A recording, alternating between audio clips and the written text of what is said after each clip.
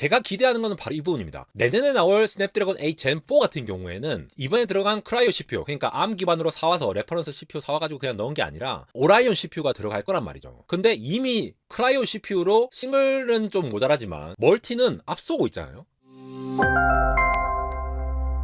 네, 여러분 반갑습니다. 안대공학 에러입니다. 샤오미 14을 시작으로 퀄컴의 스냅드래곤 8 젠 3의 대반격이 시작되었습니다. 지금 벤치 유출된 걸로 봤을 때는 아이폰 프로보다도 더 좋은 성능을 보이는 부분들이 있거든요. 물론 OS가 다르고 서로 이제 다른 타깃의 다른 하드웨어로 굴리는 것이긴 하지만 GPU 성능이라던가 다양한 쪽에서 이제 스냅드래곤 8 젠 3, 그러니까 퀄컴이 애플과 거의 견주거나 혹은 그 이상의 퍼포먼스를 보인다고 할 수 있을 것으로 보입니다. 단순히 CPU, GPU 그리고 NPU 성능뿐만이 아니라 커넥티비티 관련해서도 아이폰 15 프로 시리즈와 들어가면서 이 두 회사의 프로세서 설계 능력에 관해서 좀 더 심도 있게 살펴보는 시간 가져보도록 하겠습니다. 사실 이번 아이폰 15 프로 시리즈가 세계 최초의 3나노 공정을 사용한 프로세서라는 점에서 성능에 비약적인 발전이 있을 것이다 라는 엄청난 기대를 많이들 했는데요. 저 역시도 그랬고요. 그런데 실제로 뜯어보고 나니까 뭐 발열 이슈가 있다라느니, 물론 이거는 이제 OS 문제로 밝혀졌다라고는 하지만 생각보다 그렇게 어마무시한 발전은 아니었다 싶은 부분들이 있었거든요. 그렇게 9월에 아이폰 15 시리즈가 나오고 난 다음에 지난 10월 스냅드래곤 서밋에서 스냅드래곤 8 젠 3가 나왔고, 이 행사에서 바로 샤오미 14이 출시가 됐다라는 거죠. 여기에 스냅드래곤 8 젠 3가 들어가게 되겠습니다. 요거는 지금 발표만 하고 나중에 출시되는 것이 아니라 10월 27일에 중국에서 발표된 다음에 31일부터 중국에서 바로 판매가 되기 시작했습니다. 그러니까 거의 동일선에서 스마트폰이 리리즈됐다라고 보시면 되겠죠. 자, 이렇게 생겼습니다. 샤오미 14 카메라 아일랜드가 좀 독특하게 생겨서 바로 눈에 띄시죠. 물론 뭐 우리나라에서는 잘 쓰시는 분들이 없지만 화웨이가 고꾸라지고 나서 중국 시장에 1등을 먹은 것이 바로 샤오미지 않습니까? 지금은 애플과 거의 견줄 만한 안드로이드 스마트폰으로서 샤오미가 치고 나온 상황이기 때문에, 물론 이번에 화웨이가 7나노 공정을 사용한 기린 9000S AP를 탑재한 메이트 60을 출시를 하긴 했지만, 결국 샤오미가 이렇게 빠르게 최신의 칩셋을 가져와서 이렇게 선전하고 있는 모습은 우리가 주목을 할 만한 부분인 것 같습니다. 특히 OS는 여기 보시는 샤오미 하이퍼 OS라는 별도의 OS를 사용을 했죠. 구글 안드로이드 기반으로 자신들의 OS를 이제 다시 최적화를 하는 과정으로 보시면 되겠고요. 그래서 전반적으로 살펴보면은 이 스냅드래곤 8 젠 3의 퍼포먼스를 보면은 전작에 비해서 CPU는 30% 이렇게 향상을 했고, GPU도 25%, NPU 98%, 굉장히 큰 발전이 있었죠. 거기에다가 지금 보신 거는 이제 10 빌리언, 그러니까 100억 개 파라미터를 온 디바이스로 돌릴 수 있는 AI를 지원을 하고 있다라고 보시면 되겠고요. 온 디바이스로 이 정도까지 지원이 가능하다라는 게 어마무시하죠. 요즘 경량화된 모델로서는 100억 파라미터면 웬만한 거 다 돌릴 수 있으니까, 실제로 이제 메타와 협업을 해가지고 라마2 같은 거 이렇게 라이센싱을 맺고 뭐 이렇게 했다고 하더라고요. 거기다가 마지막으로 가장 최신의 버전의 와이파이 7 그리고 블루투스 5.4를 지원을 하는 형태니까 이 부분까지 비교를 하면 좋을 것 같습니다. 이게 이렇게 보고 나서 이제 A17 프로를 보면은 바로 이제 대응돼서 비교가 안 되잖아요. 그래서 하나씩 쪼개서 일단 보겠습니다. 우선 제일 먼저 봐야 할 것이 바로 이거죠. 2023년도 기준으로 아이폰 15 프로 시리즈, 그러니까 A17 프로의 경우에는 여기 보시는 N3B 공정이라고도 부릅니다. 이 N3 공정, 3나노 공정을 처음으로 사용했고, 동일 시기에 스냅드래곤 8 젠 3는 M4P 공정입니다. M4에서 더 나아가선 더 개선된 M4P 공정을 사용을 하고 있다는 것이죠. 즉 퀄컴은 아직 4나노 공정에 머물러 있다는 거에 되겠습니다. 물론 점차 계속 발전이 되겠지만도 아직 3나노로 넘어가지 않은 퀄컴인데 아이폰보다 더 나은 성능을 보이는 부분이 있다는 것이 되겠죠. CPU 부분 보면은 먼저 A17 프로 같은 경우에는 퍼포먼스 코어로서 2코어 그리고 이피셔드 코어로 4코어를 사용하는 구조죠. 이 두 코어는 3.78GHz로, 그리고 4개의 코어는 2.11GHz로 사용하는, 계속 애플 같은 경우에는 이제 2개의 클러스터, 이렇게 P코어, E코어 이렇게 2개의 클러스터로 가져가는 구조를 별도로 커스텀하게 제작하는 구조로 가고 있습니다. 반면에 퀄컴 같은 경우에는 1 플러스 5 플러스 2 구조를 사용하는데요. 사실 정확하게 말하면은 1 플러스 3 플러스 2 플러스 2 구조입니다. 여기 3.2기가로 3개 돌리고 3기가로 2개 돌리는 거 보이시죠? 여기 ARM 코르텍스 X4로 하나의 코어로 빵빵하게 지원을 해주고, 그 뒤에 후방으로 3.2GHz로 코르텍스 A720을 쓰고 있습니다. 그 다음에 가장 저전력은 A520으로 저전력을 쓰고 있죠. 요거는 ARM에서 발표한 자료인데, 원래 이전에 1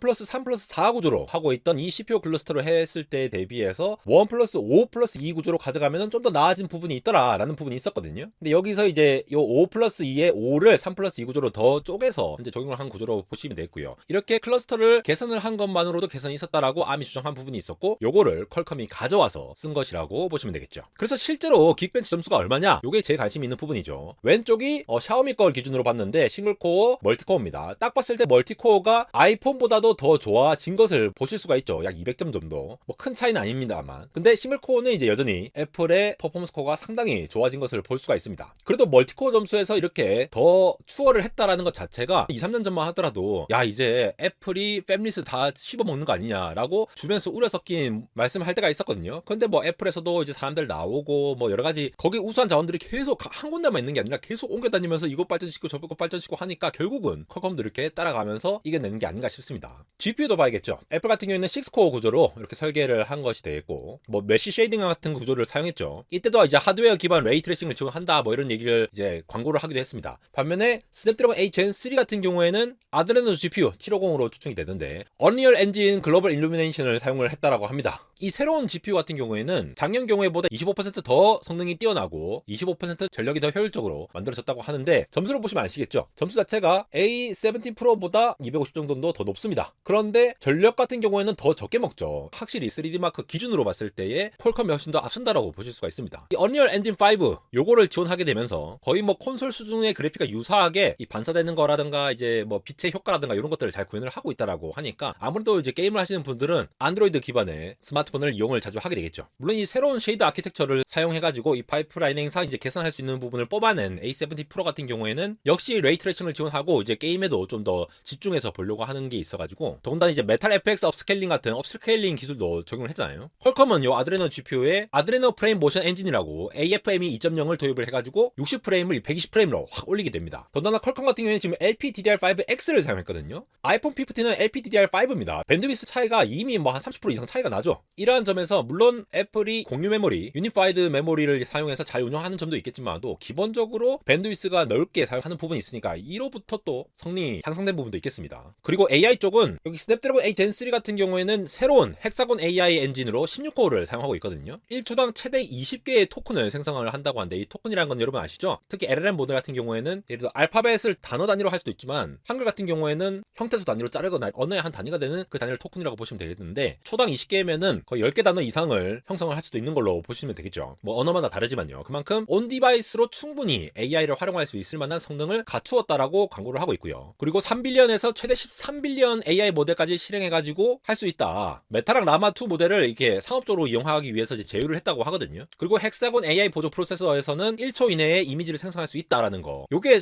안 와닿으실 텐데 여러분 미드전이라던가 아니면은 뭐 빙 AI라던가 아니면 달리3 같은 거 생성하면은 한참 걸리잖아요. 굉장히 오래 걸립니다. 그게 오래 걸리는 이유가 이 서비스 자체가 서버에서 운영됐다가 다시 나오는 구조인데 온 디바이스라고 하는 거는 스마트폰 안에서 할 수 있다는 거거든요. 이러한 모델을 넣어가지고 여러분들이 생성을 한다라고 하면은 이 기반으로 앱도 만들어질 거고 그러면은 온 디바이스에서 돌리니까 훨씬 더 빠르게 이미지를 생성할 수 있는 이러한 서비스가 많이 나올 수 있다라는 걸 얘기를 하는 거예요. 반면에 애플 같은 경우에는 35 톱스의 성능이라고 이제 얘기를 하고 있는데 사실 이 AI 같은 경우에는 퀄컴의 스냅드래곤 X 엘리트에 들어간 헥사곤 AI 엔진 같은 경우에는 45 톱스를 수행을 하거든요. 근데 물론 여기 지금 스냅드래곤 8 젠 3에 들어간 거는 조금 다른 엔진이기 때문에 다르겠지만 어쨌든 앞에서 그러한 애플리케이션 측면에서 개선할 수 있는 부분들을 많이 광고를 했기 때문에 충분히 강력한 성능이라고 볼 수가 있겠습니다. 여기에 커넥티비티를 보시면은 모뎀 입장에서는 X75를 퀄컴에서 썼고 이 왼쪽이 퀄컴입니다. 오른쪽은 애플이거든요. 똑같이 5G 모뎀을 사용하는데 X75가 X70이거든요. 요거 거의 성능 측면에서는 최대 10GBps의 다운로드 그리고 최대 3.5GB로 업로드하고 요거는 똑같아요 사실. 근데 세부적인 게 좀 다르거든요. 특히 X75 같은 경우에는 5G의 AI를 접목해가지고 5G에서 해결할 수 있는 그런 것들을 코어로 돌리는 게 아니고 전용 하드웨어 가속기를 따로 탑재를 했습니다. 이게 세계 최초거든요. 그래서 5G로 AI의 어떤 뭐 채널 에스티메이션이라든가 아니면은 빠르게 처리할 수 있는 이러한 것들을 하드웨어로서 지원을 한다는 겁니다. 애플은 그게 없죠. 그러면은 물론 법령적으로 봤을 때는 별 차이가 없죠. 그리고 요즘 뭐 우리나라 통신사들 5G 28GHz 뭐 그 반납하고 뭐 난리 났잖아요. 제대로 적용 안 한다고. 여러 가지 문제가 있지만 전반적인 성능을 봤을 때는 요러한 거를 하드웨어로 가속을 시켜주는 거를 했으니까 품질이 좀 더 좋을 수 있다라고 기대할 수 있는 부분이 있는 겁니다. 거기다가 와이파이 7을 지원하죠. 와이파이 6E를 지원한 건 아이폰이고 이것도 일단 라우터가 지원을 해줘야 되기 때문에 거의 차이가 없다라고 보시면 되겠고 블루투스도 마찬가지예요. 5.3, 5.4가 거의 뭐 동일하다고 보시면 돼요. 근데 이제 주기적으로 광고를 응답한다거나 뭐 이제 암호화된 광고 데이터를 활용한다거나 이런 것들을 좀 지원을 할 수 있도록 블루투스가 지원을 하고 있거든요. 이러한 것들을 좀 더 이제 강력하게 하는 피처이기 때문에 전반적인 거에서는 큰 차이는 없겠지만 조금 더 개선된 버전을 사용하고 있죠.